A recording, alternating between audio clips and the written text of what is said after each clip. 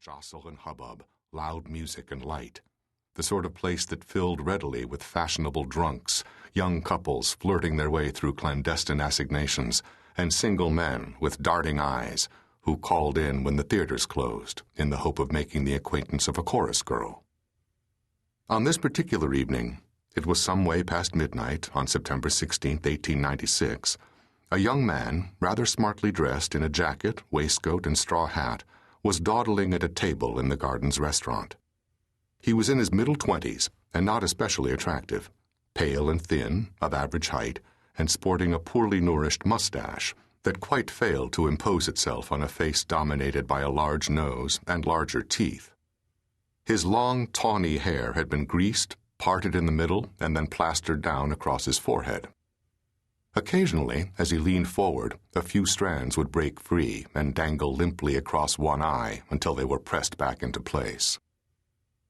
Sharing the young man's table and sitting directly opposite him were two much better-looking women.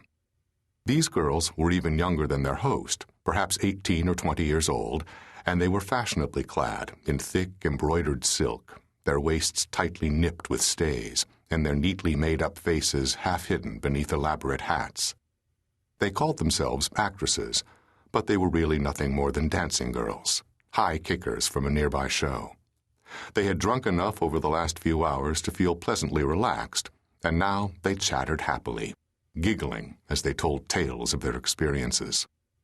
Their companion, listening attentively, scrawled notes down on a paper pad. Skulking unobtrusively some 20 yards away, a second man observed this scene with interest. He was a good deal taller and much stronger than the first, but less extravagantly dressed. He was doing his best to remain inconspicuous. His vantage point, the lobby of Broadway's Grand Hotel, was well suited to this purpose.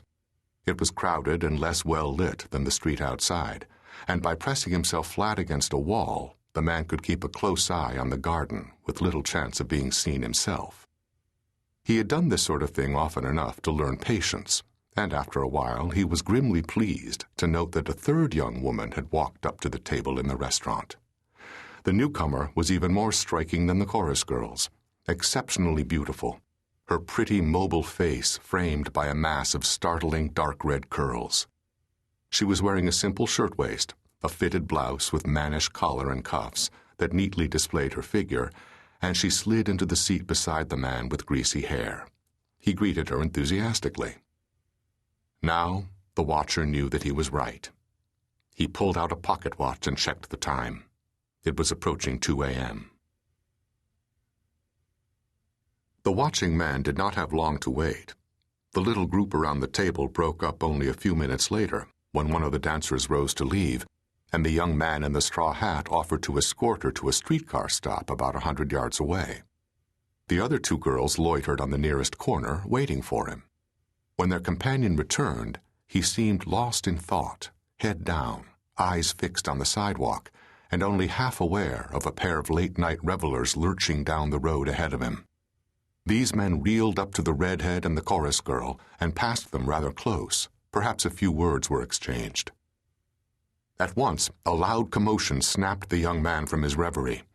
The tall figure of the watcher from the Grand Hotel had materialized behind the girls and seized both by their wrists, his fingers gripping them so fiercely that they had no hope of escape. They screamed out in surprise and fear, twisting desperately to see who had accosted them, but their captor would not release his hold. After a few seconds of struggle, the redhead's imprisoned arm went limp, her shoulders slumped, and she burst into tears. The wildest and most hysterical sobbing, her male companion thought, that he had ever heard. The girl's captor stared down at her, and his wide mouth cracked into a grin. He relaxed his grip, but kept hold of her wrist.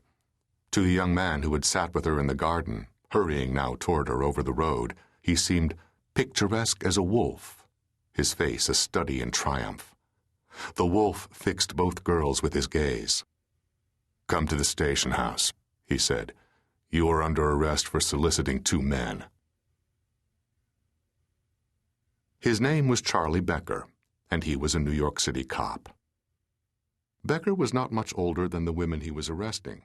He had only just turned 26.